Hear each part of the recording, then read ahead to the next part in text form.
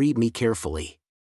We split the tutorial in a small parts to keep learning and practices easily. Watch all from playlist. I'm sure that you will টাকে একই ভাবে আপনি you এর পরে একটা কমা দিয়ে অ্যাপোস্ট্রফি দিয়ে ডাবল এল, তাহলে you will হয়ে গেল। you apostrophe double l, you will be 100% satisfied with my work, ঠিক আছে, and you won't regret in giving me your orders।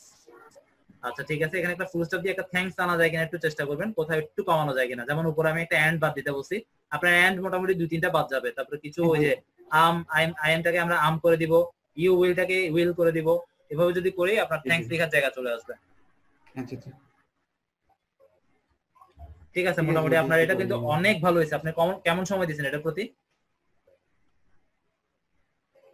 আমি ভাইয়া কালকে 9টায় বসছিলাম, একেবারে সকালে 5টার দিকে শুরু করছি। অসাধারণ একটা ডেসক্রিপশন হয়েছে। যাই হোক, আমার খুব ভালো লাগছে। এভাবে যারা একটু সময় দিয়ে চেষ্টা করবেন তারা অনেক আগেই কাজ পেয়ে যাবেন ইনশাআল্লাহ।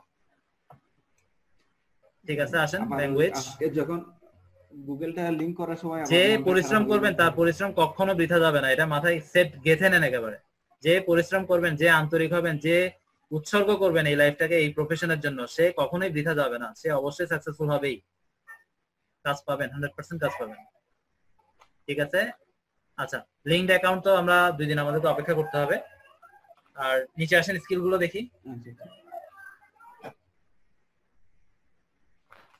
স্কিলস এর মধ্যে ভার্চুয়াল অ্যাসিস্ট্যান্ট, ডিজিটাল মার্কেটিং, ঠিক আছে, নিচে আসেন।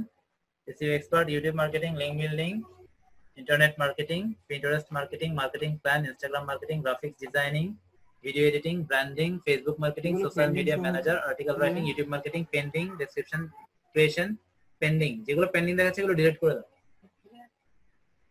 এগুলো ডিলিট করে দেন। আপনার ওই যে প্রোফাইলটা একেবারে নতুন তো সেই জন্য এগুলো নিচ্ছে না, নিবে 2-1 দিন পরে, একটু আপডেট হোক, নিয়ে নিবে। যাদের নিবে না ডিলিট করে দিবেন, পেন্ডিং এ রাখার কোনো দরকার নাই, 2 দিন পরে আবার চেষ্টা করবেন, নিয়ে নিবে। ঠিক আছে, এবার একটু নিচে আসেন।